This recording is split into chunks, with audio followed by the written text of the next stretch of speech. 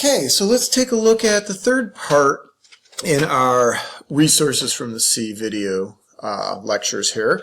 Again, keep in mind what we've been talking about.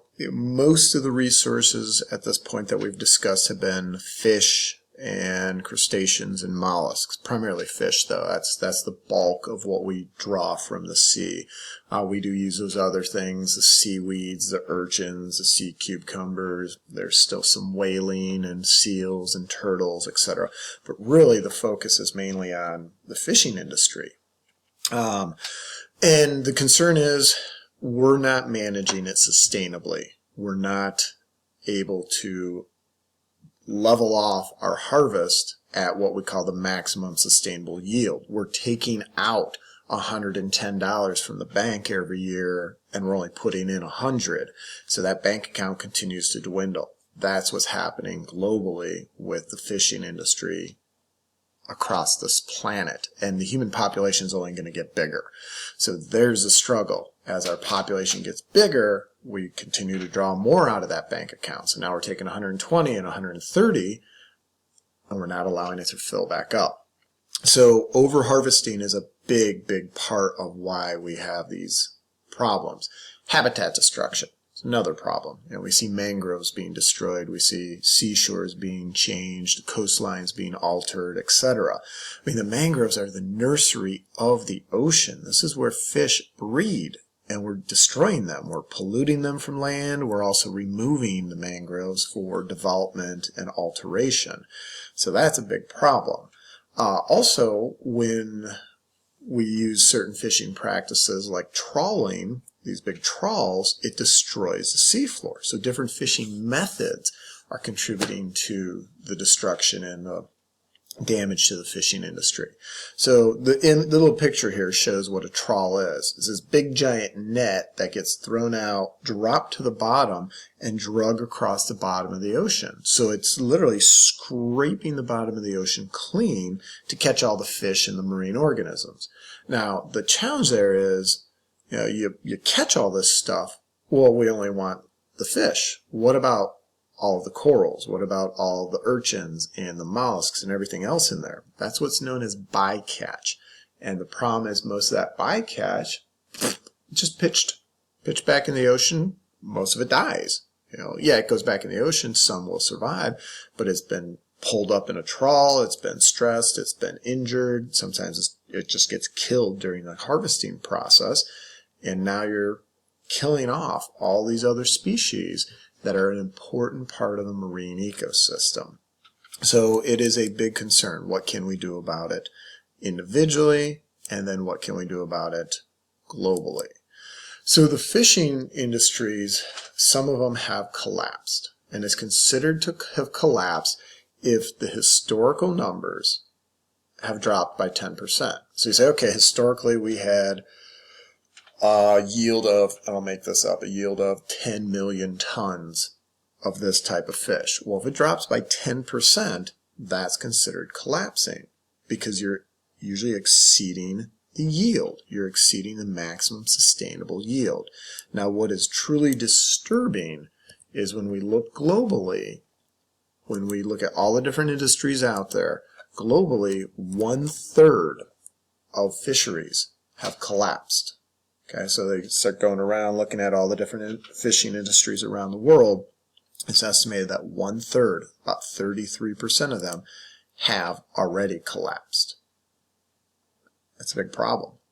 And studies are indicating that the others that are still out there are going to collapse by the year 2050 if we don't do something about it. We got to manage them, we have to protect these resources and figure out how do we maintain these resources sustainably, because the human population is going to continue to grow. How are we going to feed people? How's everybody going to have access to food and resources, etc.? Okay, so managing a fishing industry is really challenging. Okay, so to start off with, calculating the maximum sustainable yield is difficult. Okay, so you got to know your species. What's the life history? How long does it live? How many offspring does it have? What's the survivorship likelihood of those offspring, what's the reproductive parameters, etc. That's tough to figure out with a lot of marine species. We just don't have the science behind it. We need the science. We need the support to get the science. That becomes a social problem and a political problem.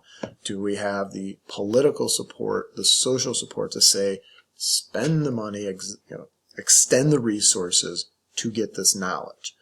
A lot of harvested species often compete with other species, and we're not sure, sometimes there's what's known as a competitive balance. If you take out a bunch of species A because you're harvesting it, that may cause species B to increase. Then species B continues to outcompete species A that you're harvesting, and that creates more pressure on A. So it really, really is a very complex dynamic when trying to understand how to manage these resources. And one of the biggest challenges, as they call it, the high seas, they're global property. No country owns the ocean.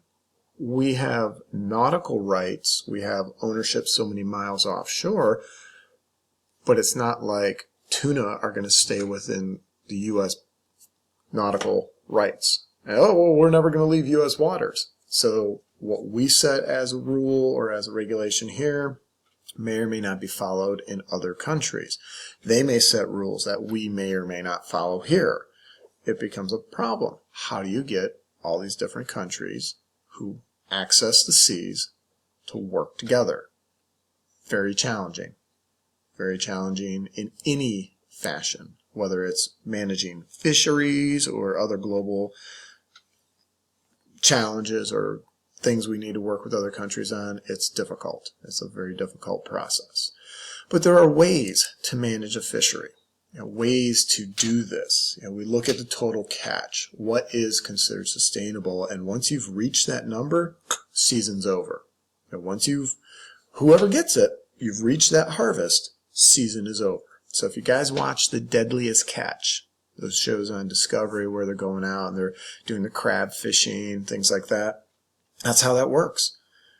That fishing season could last 2 weeks or it could last 2 months based on catch. But they have a maximum catch allowed.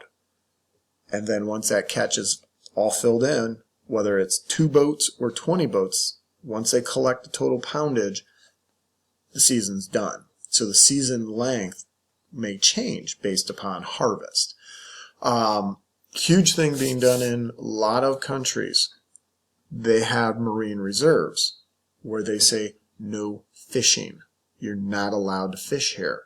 The marine reserves are your sanctuaries. These sanctuaries, fish are allowed to reproduce. We take the pressure off of them. And then as their populations grow, they spread out of the reserves and do what we call seeding of the surrounding areas. Great success with these things. The challenge is enforcement of the rules in the marine reserves. Developing countries just don't have the resources to patrol their marine reserves. You can limit the number of boats, basically give out permits. You can limit the type of gear, so it's not as easy. Tuna today are only caught by long line or by rod and reel. You can't long line, you cannot net. Today you got to reel them in by hand. So that changes the game with tuna. Costs more per tuna because there's a lot more time invested in energy and cost invested in harvesting them. So the price of tuna goes up. Consumers are still paying for it. You deal with the size of the fish. You set a minimum. It's got to be 16 inches or bigger, or it's got to be 3 feet or bigger, or whatever the case is, to allow the young fish time to grow up, hopefully start reproducing before you potentially catch them. Limit the number of catches per boat, things like that. So there's lots of ways to manage the fisheries. The challenge is the enforcement side of managing a fishery. That's the biggest problem, especially in developing countries.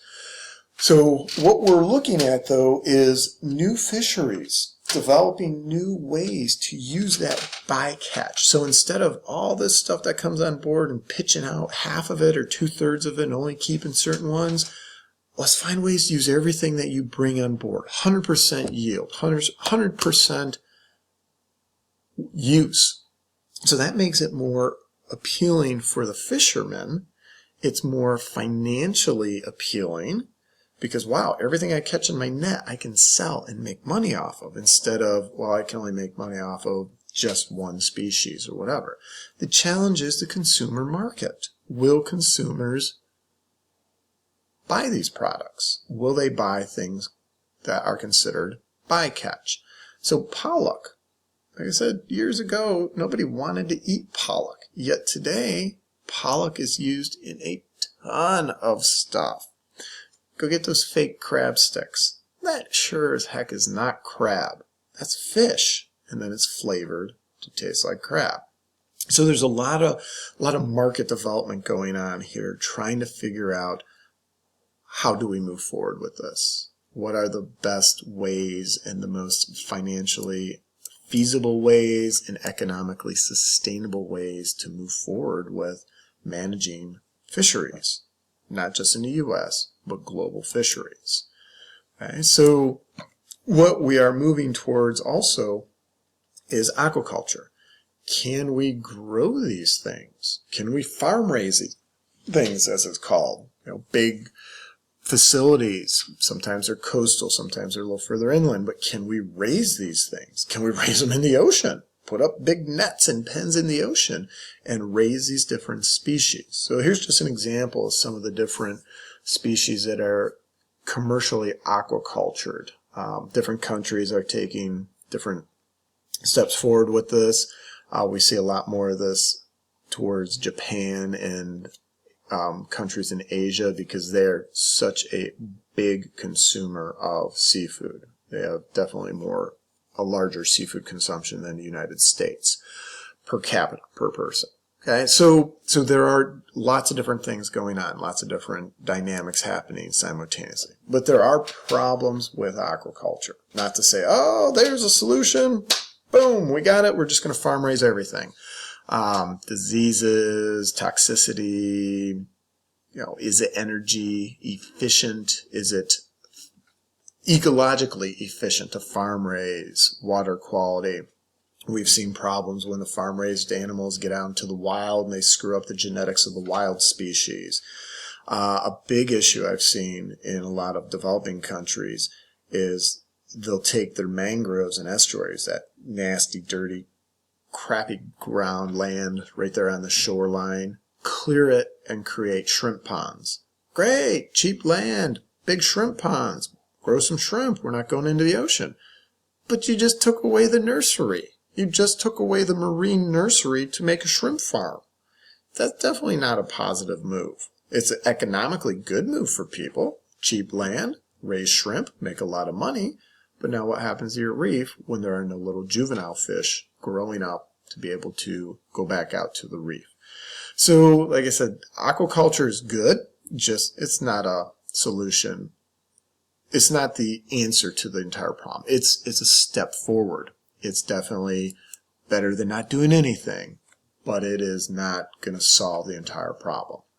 Okay, so we also see marine life as items of commerce and recreation. So lots of different products from the marine world are used commercially. We use mangroves for construction and firewood. Think about the pearls and the shells and the jewelry and all those things that we purchase that are made from marine products. We talked earlier about the chemical compounds used in the pharmaceutical industry. So some of those deadly marine animals that have incredibly powerful toxins, we're actually learning how to use that in the pharmaceutical industry to benefit human health. So there's a lot of uses there. And just simple, I like to go snorkeling. People like to dive. People like to go boating.